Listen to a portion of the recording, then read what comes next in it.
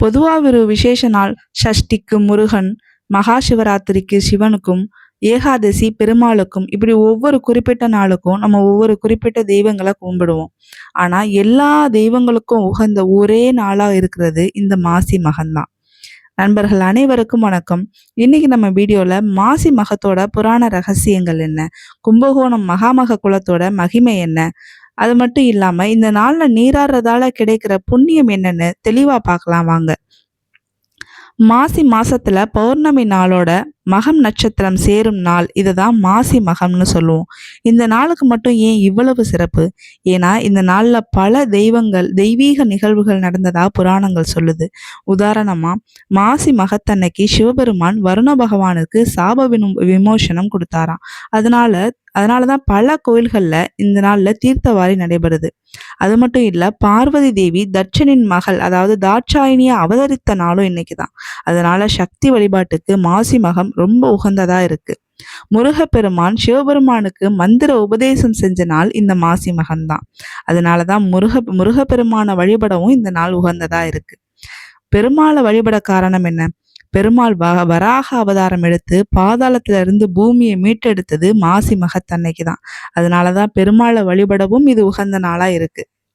அது மட்டும் இல்லாம கங்கை, யமுனை, சரஸ்வதி, நர்மதை, கோதாவரி, காவிரி, சரையு, துங்கபத்ரா, கிருஷ்ணான்னு 9 நதிகள் புண்ணிய நதிகளா கருதப்படுது.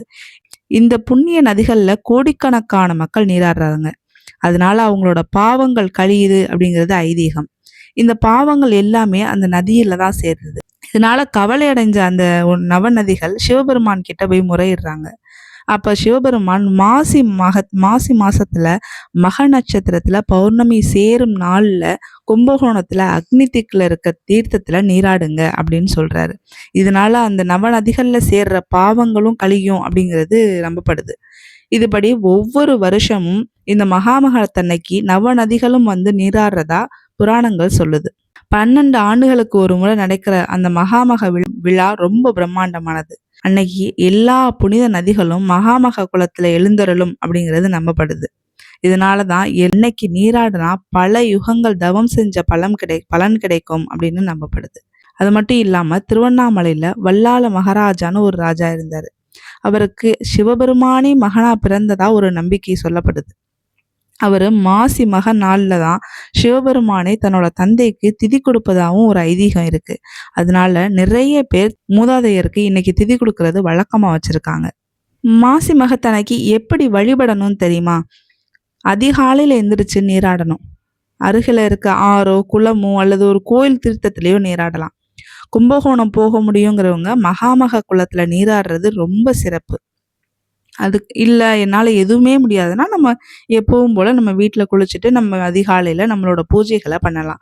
அதுக்கு பிறகு சிவன் கோவிலுக்கோ, முருகர் கோவிலுக்கோ, பெருமாள் கோவிலுக்கோ, அம்மன் கோவிலுக்கோன்னு எந்த கடவுளையும் வழிபட இன்னைக்கு உகந்த நாளாக இருக்குது. மாசி மகம்ங்கிறது ஒரு சாதாரண நாள் இல்லை. எல்லா தெய்வங்களுக்கும் உகந்த பாவ நிவர்த்தி மோட்ச பலன் தரும் புனிந்த நாளாக இருக்குது. இந்த ஆண்டு மாசி மகத்தோட நேர விவரங்கள் என்ன அப்படிங்கிறத பார்க்கலாம். மக நட்சத்திரம் 2/3/2026 திங்கட்கிழமை காலையில 8:17 ஆரம்பிக்குது. அந்த மக நட்சத்திரம் எப்போ முடிவடையுதுன்னா 3/3/2026 செவ்வாய்க்கிழமை காலையில 8:07 முடிவடையுது. பௌர்ணமி எப்போ ஆரம்பிக்குதுன்னா 2/3/2026 சாயங்காலம் 6:29 ஆரம்பிக்குது. பௌர்ணமி 3/3/2026 மாலை சாயங்காலம் 5:52 முடியுது. முக்கியமான விஷயம் என்னன்னா, பௌர்ணமியும் மக நட்சத்திரமும் சேரும் நேரம் மார்ச் 2ஆம் தேதி அதாவது சாயங்கால நேரத்துல தான் ஏற்படுது. அதனால அநேகமான கோயில்கள்ல மார்ச் 2ஆம் தேதி மாலையில தான் தீர்த்தவாரி நடைபெறும். இந்த நாள்ல திருக்கோஷ்டியூர் பெருமாளை கும்பிடுறது ரொம்ப விசேஷம். இவ்வளவு விசேஷமான நாளை கண்டிப்பாக தவற விட்டுறாதீங்க. அனைவருக்கும் வணக்கம்.